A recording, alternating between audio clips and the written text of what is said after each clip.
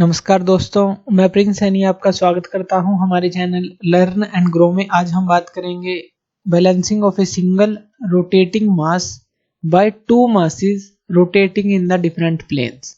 इससे पहले हमने एक टॉपिक डिस्कस किया था जिसके अंदर हम एक सिंगल रोटेटिंग मास लेते थे। जैसे मान लीजिए ये एक्सिस ऑफ रोटेशन ले लेते हैं और यहाँ पर हम एक मास ले लेते हैं जो कि रोटेट करेगा इस एक्सिस के अबाउट।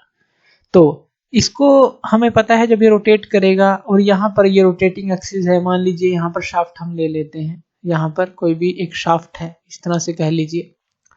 अब ये जब रोटेट करेगा मास तो यहाँ पर बेंडिंग प्रोड्यूस होगी क्योंकि ये सेंट्रीफ्यूगल फोर्स जो है बाहर की तरफ लगेगा m ओमेगा स्क्वायर r। अगर हम बोल दें मान लीजिए m1 मास मानते हैं तो r1 रेडियस ले लेते हैं इसकी सेंटर ऑफ जो रोटेशन ऑफ एक्सिस है और यहाँ से सेंटर ऑफ मास तक या सेंटर ऑफ ग्रेविटी कह लें इस मास की वहां तक। तो जब ये घूमेगा तो यहाँ पर बेंडिंग क्रिएट करता था, पहले लेक्चर में हमने पढ़ा था।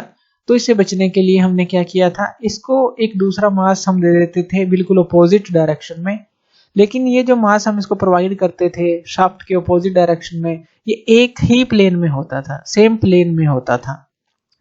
तो जिससे कि इसके अंदर जो है ये जो सेंट्रीफ्यूगल फोर्स थी और ये जो सेंट्रीफ्यूगल फोर्स लगाता था इक्वल और अपोजिट होती थी, जिससे यहाँ पर बैलेंसिंग हो जाती थी। लेकिन यहाँ पर एक प्रॉब्लम क्रिएट हो जाती है। वो क्या है कि जैसे ही ये रोटेट करते हैं, ये जो मास है डिस्टर्बिंग मास और ये जो हमने मास बैलेंसिंग मास इसको दिया है, जब ये रोटेट करते हैं तो यहाँ पे एक कपल क्रिएट होगा, सेम प्लेन में है क्योंकि एक कपल क्रिएट होगा जिससे कि जो शाफ्ट है, अब ये शाफ्ट जो होगी इसको जो सपोर्ट दी होगी, मान लीजिए हम इसको बियरिंग्स में हमने इसको लगा रखा है, यहाँ पर मान लेते हैं कि हमने इसको बियरिंग्स में लगा रखा है, बियरिंग्स में इसको जो है सपोर्ट हमने दे रखी है। जैसे ही यहाँ पे कपल क्रिएट होता है तो यहाँ पर जो शाफ्ट है वो रोक करने लग जाती है, यानी कि कपल क्रिएट होगा तो यहाँ पर एक रोकिंग हो जाती है शाफ्ट की इन बियरिंग्स के अंदर, जहां पर भी हमने सपोर्ट इसको कर रखा है कपल के कारण। तो इसीलिए इस सिस्टम को कंप्लीट बैलेंस प्रोवाइड करने के लिए हमने क्या किया, अब यहाँ पर हमें पता है कि बियरिंग के अंदर एक रोकिंग शाफ्ट की हो जाती है। तो इसी को और अगर हम मॉडिफाई करें, जैसे सेम प्लेन में है, अगर हम जैसे यहाँ पर एक एक्सिस ऑफ रोटेशन ले लें और ये जो मास है ये ले लें जो कि हमारा रोटेट करेगा, तो हम क्या करें, जैसे हमने सेम प्लेन में मास लिया था, अब डिफरेंट प्लेन में हम मासेस ले लें जैसे कि ये हमने दिखाए हैं। अब ये जो था हमारा रोटेटिंग मास है और ये जो दोनों है ब्लू कलर में हमने दिखाए हैं ये बैलेंसिंग मास है। अब ये किस प्लेन में है, ये उस प्लेन में है जिस प्लेन में, जैसे मान लीजिए एक प्लेन के अंदर ये इस तरह से मान लीजिए डॉटेड लाइन एक ले लीजिए, इस प्लेन में ये हमारा मास रोटेट करेगा, इसके बिल्कुल पैरेलल एक प्लेन में हमने मास ले लिया और एक बिल्कुल पैरेलल, इसी के पैरेलल एक दूसरे प्लेन में हमने मास ले लिया। तो यहाँ पर हमने क्या किया, दो बैलेंसिंग मासेस का यूज किया दो डिफरेंट प्लेन्स में जो कि पैरेलल है, जो प्लेन ऑफ द रोटेशन है डिस्टर्बिंग मास का। तो यहाँ पर इस तरह से हमने इसको यूज करना है। तो इस तरह से यूज करने से, इन जो बैलेंसिंग मासेस को इस तरह से हमने यूज किया है, तो ये हमारी जो कंडीशन है सेटिस्फाई करती है इक्विलिब्रियम की। तो यहाँ पर दो तरह की कंडीशंस हमारे पास इक्विलिब्रियम की बनती है। तो पहली कंडीशन की बात करें तो टू कंडीशन है, जैसे कि हमने देखा कि जो नेट डायनामिक फोर्स होगी acting on the shaft is equal to 0 होगी अगर हम इस तरह का मैकेनिज्म बनाते हैं। इसका मतलब क्या है, जो सेंटर ऑफ मासेस है ऑफ द सिस्टम का must lie on the axis of rotation. यानी कि देखिए अब कंप्लीट जो सिस्टम बना है, जैसे एक मास ये हो गया, एक मास ये हो गया, अब सेंटर ऑफ मासेस हो गया इस कंप्लीट सिस्टम का इस एक्सिस ऑफ रोटेशन पर लाई करना चाहिए। तो ये कहता है centre of masses of the system must lie on the axis of rotation. तो चलिए इसको डेराइव करते हैं, इसी चीज को जो फर्स्ट कंडीशन है पहले इसको समझते हैं। यहाँ पर पहले कुछ हम टर्म मान लेते हैं, जैसे कि यहाँ पर इसको हम मान लेते हैं मास m, इसको हम मान लेते हैं मास m1 और इसको हम मान लेते हैं मास m2, और ये जो प्लेन है इसको L मान लेते हैं और ये जो प्लेन है इसको M मान लेते हैं, ये जो प्लेन है। और अब यहाँ पर देखिए ये यहाँ से यहाँ तक की दूरी ये हम मान लेते हैं L1 और यहाँ से यहाँ तक की दूरी यानी कि सेंटर से ये मान लेते हैं L2 और अगर टोटल देखें इन दोनों मासेस के बीच की दूरी ये मान लेते हैं हम L।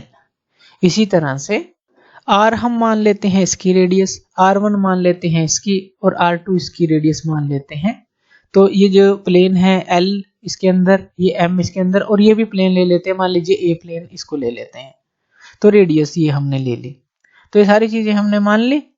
अब अगर हम इस प्लेन A की बात करें जिसके अंदर ये जो मास है ये रोटेट करेगा, तो इसके रोटेट करने से क्या होगा, सेंट्रीफ्यूगल फोर्स जो है क्रिएट होगी।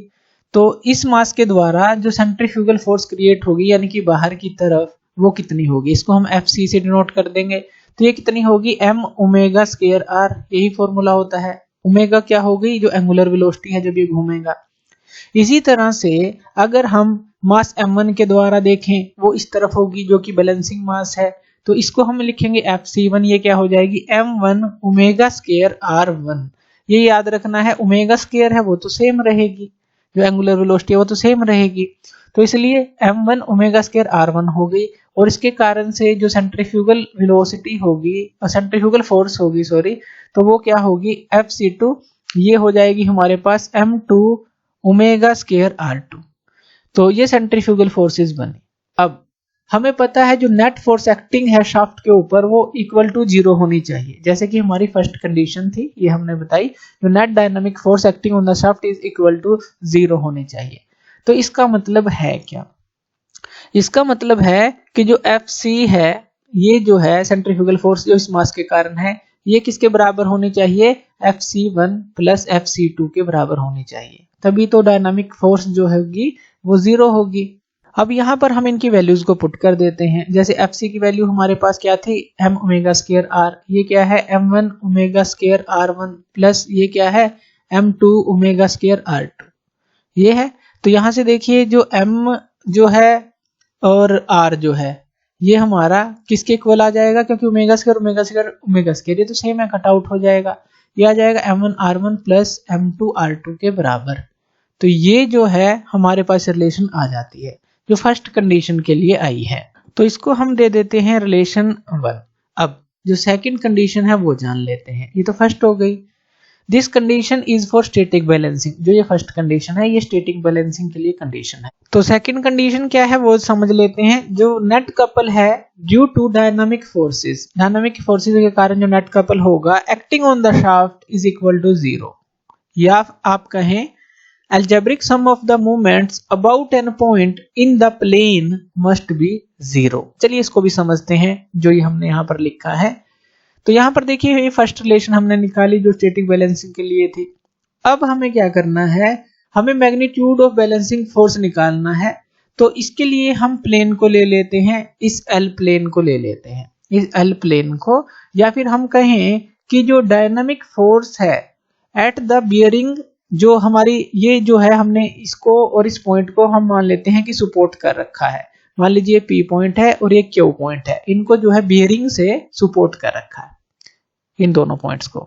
आपको मैग्नीट्यूड ऑफ बैलेंसिंग फोर्स निकालना है इस प्लेन के अंदर जो कि प्लेन L है, या फिर आप कहें कि जो डायनामिक फोर्स निकालनी है जो बियरिंग Q है इस शाफ्ट के लिए, इस जो बियरिंग Q है इसके ऊपर, तो हमें क्या करना पड़ेगा, मोमेंट्स लेनी पड़ेगी इस पॉइंट के अबाउट, यानी कि P पॉइंट के अबाउट लेनी पड़ेगी। और ये P पॉइंट कहां पर है, जहां पर ये जो प्लेन M है और जो एक्सिस ऑफ रोटेशन है ये जो दोनों यहां पर कट कर रहे हैं, तो ये पॉइंट P है। तो हमें क्या करना है, यहां पर डायनामिक फोर्स निकालने के लिए इस पॉइंट P के अबाउट मोमेंट लेनी पड़ेगी। तो चलिए इसको यहां पर ड्रा कर लेते हैं इस तरह से, इस पॉइंट P के अबाउट हमें लेना है। तो यहां पर देखिए ये जो फोर्स है FC1 है, तो ये FC1 है, यहां से यहां तक का डिस्टेंस कितना है, ये L है। तो FC1 इंटू L ये आ जाएगा हमारे पास, एक तो FC1 इंटू L ये इक्वल टू किसके आएगा। अब देखिए ये जो है सेंटर में जो FC है वो ऊपर की तरफ है और यहां से यहां तक का डिस्टेंस ये L2 है, यहां से यहां तक का डिस्टेंस ये L2 है, यानी कि ये इसको जो है एंटी क्लॉकवाइज घुमाने की कोशिश कर रही है इस पॉइंट P को इस तरफ, और ये जो है FC इसको क्लॉकवाइज घुमाने की कोशिश कर रही है, यानी कि ये क्या हो जाएगा FC इंटू L2 यही होगा। हमारे पास। और अगर हम FC1 की वैल्यू को पुट करते हैं यानी कि m1 omega square r1 into ये l है हमारे पास, और FC की वैल्यू को पुट कर देते हैं m omega square r into ये क्या आ जाएगा l2। तो यहाँ पर हम इसको फर्दर सोल्व करते हैं, m1 r1 इंटू l आ जाएगा और ये क्या आ जाएगा mr l2 आ जाएगा। फर्दर सोल्व करते हैं m1 r1 आ जाएगा और ये आ जाएगा mr l2 बाय l आ जाएगा। तो ये जो है हमारी रिलेशन बनती है अगर आप पॉइंट P के अबाउट जो है मोमेंट को निकालते हैं। इसी तरह से हमें पॉइंट Q के अबाउट निकालनी है। अब पॉइंट Q के अबाउट निकालते हैं मोमेंट, तो ये जो है डायग्राम हमारी इस तरह से बनेगी। अब इस पॉइंट Q के अबाउट निकालनी है, तो यहाँ पर जो फोर्स है ये कौन सी है, FC2 है। FC2 यहाँ से यहाँ तक का डिस्टेंस ये कितना है, ये L है, यानी कि यहाँ पर क्या आ जाएगा FC2 इंटू L आ जाएगा इक्वल टू। अब ये जो है इसको क्लॉकवाइज घुमाने की कोशिश करेगी, इस पॉइंट को क्लॉकवाइज ये फोर्स, और ये जो फोर्स है ये जो FC अगर हम यहाँ पर लगा दें तो ये इसको एंटी क्लॉकवाइज घुमाने की कोशिश करेगी। और यहाँ से यहाँ तक का डिस्टेंस कितना है, L1 है, तो ये किसके बराबर आ जाएगा, FC इंटू L1 के बराबर आ जाएगा। इनकी वैल्यूज को पुट कर देंगे तो ये हमारे पास क्या आ जाएगा m2 ओमेगा स्क्वायर और यहाँ पर ये क्या है R2। FC की वैल्यू तो यही है इंटू L आ गया, FC2 की FC की वैल्यू क्या आ जाएगी m ओमेगा स्क्वायर R यही है और इंटू ये L1 आ जाएगा। अब इसको फर्दर हम सोल्व कर लेंगे तो ये क्या आ जाएगा m2 R2 इंटू L आ जाएगा, क्योंकि ओमेगा स्क्वायर तो सेम है, और ये आ जाएगा mr L1 आ जाएगा। फर्दर इसको सोल्व करेंगे तो m2 R2 की वैल्यू हम निकाल लेंगे, जैसे यहाँ m1 R1 की वैल्यू को निकाला था। तो ये हमारे पास क्या आ जाएगी, ये आ जाएगी हमारे पास mr into L1 by L। तो ये जो है रिलेशन हमारे पास आ जाती है, यानी कि ये जो फर्स्ट कह लीजिए, इसको आप सेकंड कह लीजिए, ये जो रिलेशन आई है, और इसको जो है आप थर्ड रिलेशन कह लीजिए, ये थर्ड आ गई हमारे पास। तो इस तरह से ये जो तीनों रिलेशन आएंगी ये हमारी सेटिस्फाई होनी चाहिए अगर हमें डायनामिक बैलेंसिंग चाहिए। तो फर्स्ट जो थी हमारी वो किसके लिए थी, स्टैटिक बैलेंसिंग के लिए।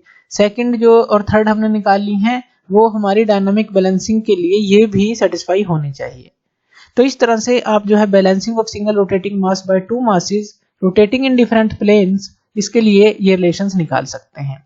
तो थैंक यू वीडियो देखने के लिए, और इसी तरह की वीडियोस के लिए आप हमारे चैनल लर्न एंड ग्रो पे हमें सब्सक्राइब कर सकते हैं। धन्यवाद।